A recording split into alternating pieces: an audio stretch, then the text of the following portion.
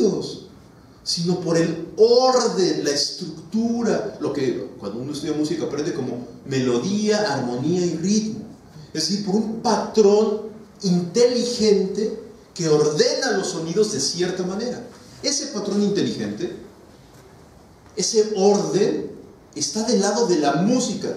No es algo que yo invento con mi subjetividad, no es algo que yo invento en mi mente, sino que es un dato objetivo de la melodía que estoy escuchando.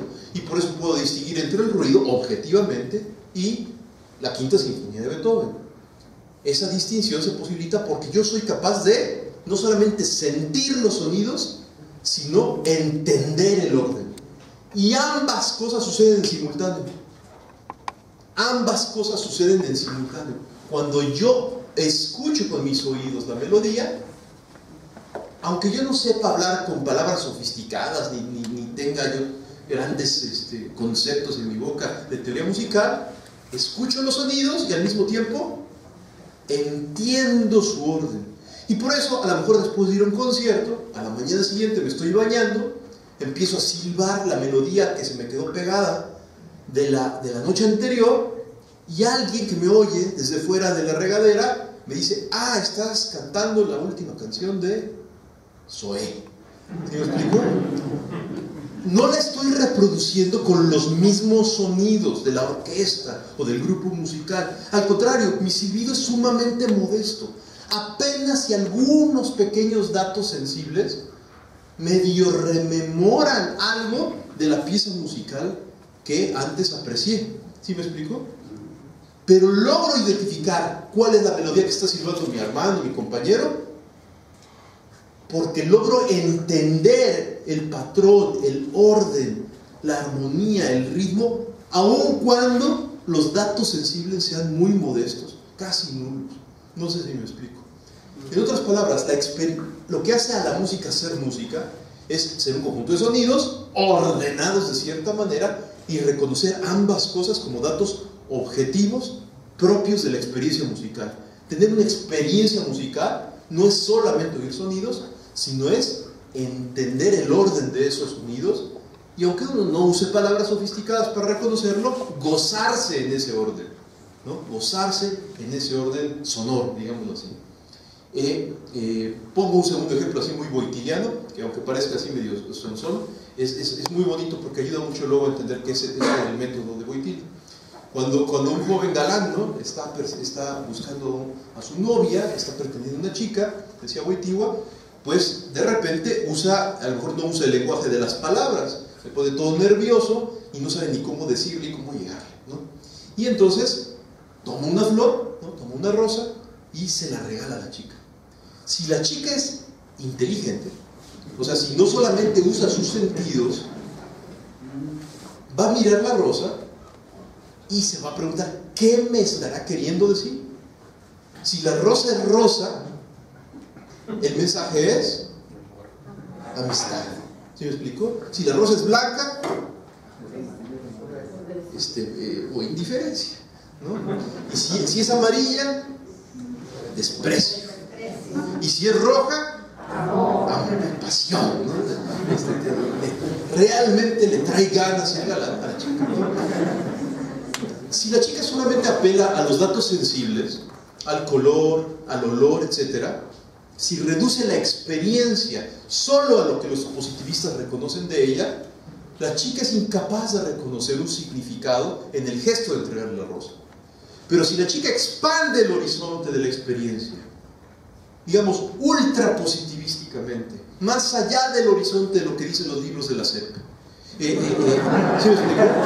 Y reconoce como experiencia la totalidad de los factores de la realidad, es decir, no restringe la experiencia solo a lo que se siente, sino también a lo que se puede llegar a entender o a interpretar, si se hace esfuerzo de la razón, con la razón, entonces va a descubrir la chica: este tipo me quiere decir algo, ¿sí? Algo más que entregarme un vegetal. ¿Sí me explico? ¿Por qué no me entregó una zanahoria? ¿Por qué me entregó una rosa roja? Ah, porque me quiere decir algo. No sé si me explico. Este tipo de ejemplos nos ayudan a descubrir que la experiencia no solamente son datos sensibles, sino también datos inteligibles. La experiencia no solamente está hecha de datos sensibles, sino de datos inteligibles. Es decir, no solamente hay sensaciones en la vida, sino también hay significados objetivos que yo no invento, que yo no pongo, sino que tengo que aprender a reconocer. Justamente, apreciar así la experiencia es como la base del llamado método fenomenológico. Lo importante en el método que Wojtyła descubre en Scheler es explorar atentamente, describir atentamente la experiencia en orden a la aprehensión de su esencia. Es decir, voy a tratar de describir bien esta experiencia, que a lo mejor es compleja, está llena de datos sensibles, pero también de algunos significados a veces no tan fáciles de descubrir. La describo primero muy bien y luego trato de comprender cuál es su significado más profundo y definitivo, su esencia. Y entonces, la fenomenología desde este punto de vista dice, ya no Wojtyła, sino Juan Pablo II, ya en nuestros libros ya más maduros, ya como Papa, la fenomenología consiste en ir del fenómeno al fundamento, del aparecer al ser, de lo que de repente acontece, ¿no?, delante de nuestra conciencia, al significado perenne que tiene una cierta experiencia de vida, ¿no? De repente me regalaron esta rosa muy particular y que se va a poner hasta seca dentro de unos días, pero descubro a través de esta cosa tan aparentemente efímera un significado permanente, ¿no? Esta persona me ama, ¿no? Y no es hasta pretende amarme para siempre. Entonces descubro un significado perenne a través de un gesto a lo mejor sumamente contingente y limitado. Entonces el método de Karol Wojtyła es justamente este, es aprender a leer la experiencia de una manera atenta en orden a comprender su significado profundo. Este método lo va a aplicar en distintos territorios, que ahorita lo vamos a ver, pero uno de los territorios en donde aplica el método es el ámbito de la moral. Karol Wojtyła es muy famoso, bueno, fue muy famoso antes de ser papa, independientemente de que fuera obispo, porque en el año 1960 publicó dos obras en simultáneo y una explica a la otra. Una obra se llama El taller del orfebre, que es una obra de teatro pequeñita, muy potente, desde el primer renglón atrapa mucho y golpea mucho al lector. Y la segunda obra toca el mismo tema, que es el amor humano, pero desde un ángulo estrictamente filosófico. Y el libro se llama Amor y Responsabilidad. Es un libro sobre ética sexual desde un punto de vista estrictamente filosófico, no teológico, aplicando el método fenomenológico. Y de esta manera intentando ir más allá de los manualitos que en 1960 había sobre sexualidad, por ejemplo, en el mundo católico, y que simplemente enseñaban que había tales y cuales virtudes, y que la virtud de la pureza por ahí andaba, y que era derivada de la virtud de la fortaleza y la templanza, y cosas así. Es decir, de un tratamiento como puramente esquemático de ciertas virtudes medias asociadas a la vida sexual, Wojtyła dice, dejemos a un lado ahorita por un rato las virtudes y sumerjámonos en la experiencia de la vida sexual activa para tratar de descubrir sus significados más profundos. Entonces escribe este libro, será un libro polémico, porque en la época que un sacerdote publicara filosóficamente un libro en donde no parte de un esquema medio prefijado de explicación de virtudes, sino más bien que empieza a hablar sobre cómo hay que tocar a la mujer a la hora de tener relaciones sexuales, cómo hay que excitarla, cómo hay que ayudarse los esposos mutuamente a que las curvas de excitación se complementen, etc. Pero resultó ciertamente muy novedoso para el público católico y no católico de la época. Y todavía más, porque se le ocurrió a Wojtyła invitar como escritor del prólogo, tal vez al teólogo que estaba siendo más cuestionado en el mero momento, que era Henri de Lubac.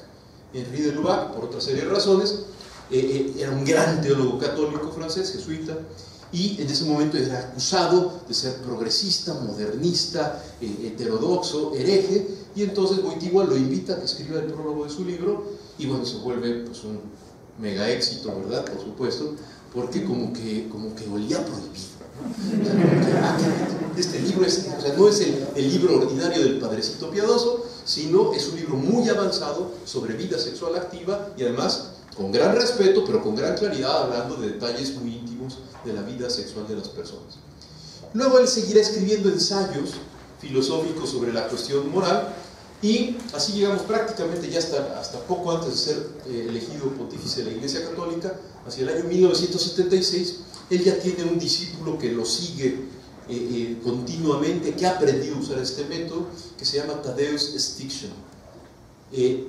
Wojtyła y Tadeusz Stixchen planean de manera conjunta hacer un pequeño libro de fundamentación de la ética, donde se explique el método y donde se explique cómo reformular un viejo tema ético que es la ley natural. Y ya con eso voy terminando.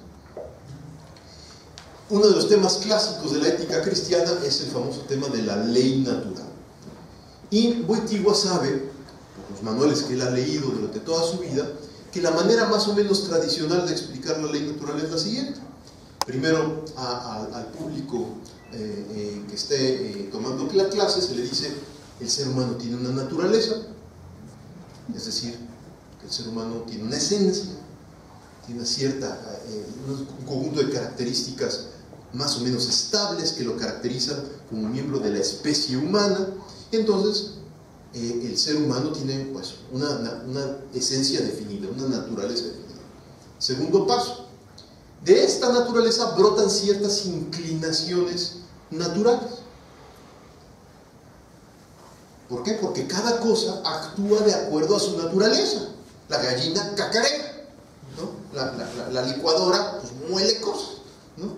Es decir, hay una cierta naturaleza en la cosa, y si la ponemos a funcionar, pues actúa de acuerdo a su naturaleza.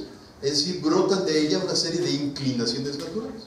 Y tercer paso: el ser humano tiene una naturaleza, tiene una serie de inclinaciones naturales, y esas inclinaciones son normativas. Es decir, nos dicen qué se debe o no se debe hacer. Esta es la teoría, digamos, tradicional, que se encontraba en muchos manualitos de moral anteriores a la aparición de Karol Wojtyła en el escenario filosófico. ¿Qué problemas Wojtyła empieza a detectar en esta teoría?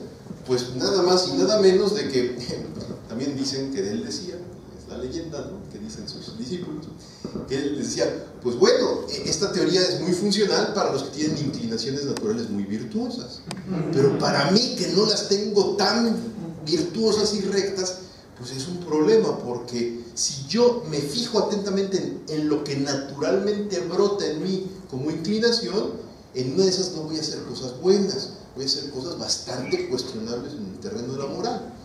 Parece ser que esta teoría tiene algún problema.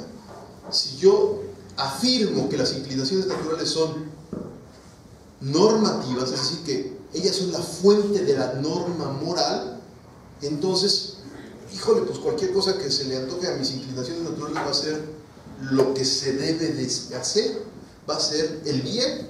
Entonces Wojtyła dice: no, esto no puede ser así. Además, hay otro segundo error que Wojtyła denuncia en aquel entonces, y que es un poco complicado explicar, nada más lo denuncio así rápidamente, y es el llamado tema de la falacia naturalista. El que Wojtyła, mirando esto, dice: pues aquí hay un saltote, porque del ser se pretende deducir el deber ser. Y a la hora que uno hace el argumento en el pizarrón, uno tiene que poner premisas y una conclusión. Las premisas, que son puramente descriptivas, que describen hechos, así son las cosas. Por ejemplo, las gallinas ponen huevo, es un hecho, se describe. En fin, de premisas descriptivas no se puede obtener una conclusión prescriptiva. ¿Por qué? Porque de lo que es puramente descriptivo, de lo que son, en otras palabras, lo que es normal no tiene por qué ser el deber ser. Que una cosa suceda recurrentemente de hecho no indica nada en materia de bien o de mal moral. No sé si me explico. Esto, yo lo dije ahorita en el lenguaje rebuscado, pero todos lo sabemos. Hay muchas cosas que de repente se vuelven normales por lo que ustedes quieran, ¿no? Por la costumbre, la tradición, por una campaña publicitaria o por lo que se quiera. Y eso no significa el que una cosa sea normal, el que sea buena, ¿sí? Entonces no basta que de hecho existan las cosas, las conductas, para que entonces ya de ahí podamos derivar un cierto deber ser. Pues no. Entonces Wojtyła dice, prueba no su pecado, ¿no? Prueba no su pecado. Hay que tratar de mirar mejor, atentamente la experiencia y ver qué nos dice ella. Cuando uno vive la experiencia de la vida moral, dice Wojtyła, uno inmediatamente descubre que esta experiencia está hecha de mi libertad, que se siente como desafiada por algo que le invita a elegir. En otras palabras, yo estoy aquí, no sé qué hacer, me pregunto qué debo de hacer. Entonces la pregunta ¿qué debo? Es muy importante para la vida moral, y se resuelve esa pregunta cuando yo, a través de mi razón, encuentro el verdadero bien que ante mi razón aparece como verdadero bien. En otras palabras, ahí están mis inclinaciones. Mis inclinaciones me pueden sugerir ciertos bienes. Esta chica está atractiva, ve por ella. Eso me puede sugerir mi inclinación. Pero yo tengo que discernir por medio de la razón si eso es verdaderamente bueno. Las inclinaciones no disciernen la verdad sobre el bien, dice Wojtyła. La que discierne la verdad sobre el bien es la razón. La razón, entonces, es el fundamento normativo de la vida moral. Si hemos de descubrir normas para la vida moral, tendrán que ser normas racionales. Es decir, la razón tendrá que descubrir qué es verdaderamente bueno o qué es verdaderamente malo. Hay cosas fáciles de descubrir si son verdaderamente buenas.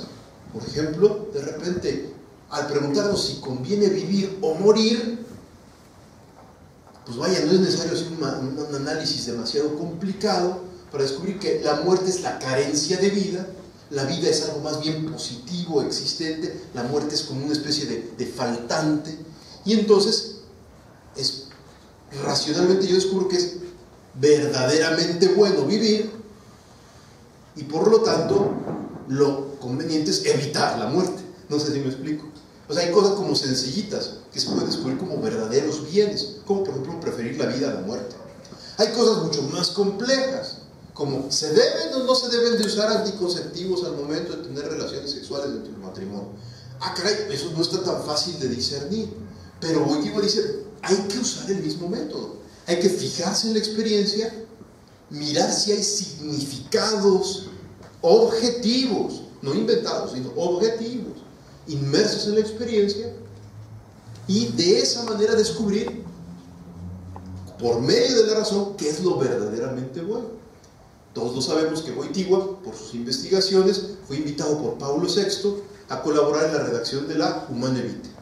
Y justamente en la Humane Vitae, una de las cosas muy típicamente wojtylianas que quedó fue esto, que ahora ya es doctrina común en la Iglesia, es decir, el acto sexual, aunque tiene ciertos fines o inclinaciones naturales, estos no son normativos, como antes se decía. Los seminaristas aquí presentes seguramente habrán oído que antes de la Humane Vitae se sostenía que había 3 fines del acto conyugal, ¿no? ¿Alguien lo recuerda? Fin primario, procreatio liberorum, ¿no? Segundo fin, segundo fin, unitivo procreativo. No, eso ya no. Estamos hablando de fines. O sea, antes de que Wojtyła y Pablo VI apareciera, Santo Tomás de Aquino había enseñado que había 3 fines. Primero, la procreación.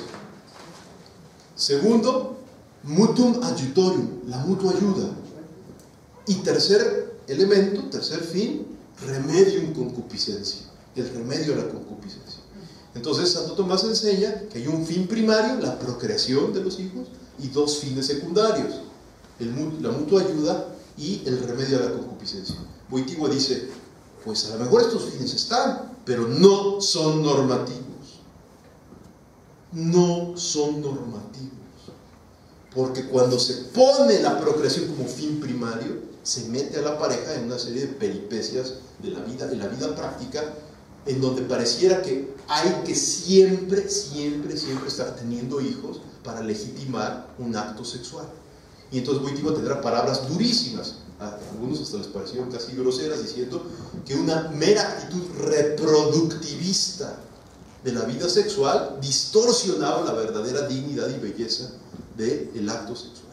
Entonces Wojtyła dice, no, si nos fijamos atentamente en la experiencia, cuando dos personas tienen vida sexual activa, podemos fijarnos atentamente que su cuerpo es un órgano lingüístico. Es decir, que es posible descubrir que el hombre no solamente habla con la boca, sino habla con el gesto. Y entonces una caricia o el desnudarse delante de una persona significa algo. Hay que aprender a leer esos significados no verbales, objetivos, en el momento de la vida sexual activa. Y así él va elaborando poco a poco y descubre que el acto sexual en particular tiene dos significados constitutivos muy importantes. Un significado unitivo y un significado procreativo. Ninguno de ellos está por encima del otro. Los dos tienen la misma dignidad. Y lo importante es que en cada acto unitivo haya apertura a la procreación, y en cada acto abierto a la procreación, realmente la pareja pueda vivir mayormente, más intensamente su unidad, sin subordinar una cosa a la otra. Esta manera de interpretar, esta manera como lingüística de interpretar la vida sexual es propia de Wojtyła y le va a dar una nueva orientación a la ética sexual cristiana. Entonces Wojtyła lo que hace, en otras palabras, es: sí, ahí está lo que sentimos, ahí están nuestras inclinaciones, ahí está pues un montón de cosas que se nos presentan como buenas, hay que discernirlas por medio de la razón. ¿Cómo? Haciendo que la razón pregunte: ¿qué significa esto que estoy sintiendo? ¿Qué significa esto que estoy sintiendo? Y explorando a fondo lo que estoy sintiendo por medio de la razón, puedo descubrir un significado. Hay otros temas muy bonitos a este respecto que Wojtyła desarrollará y que a mí me gustan mucho porque no hay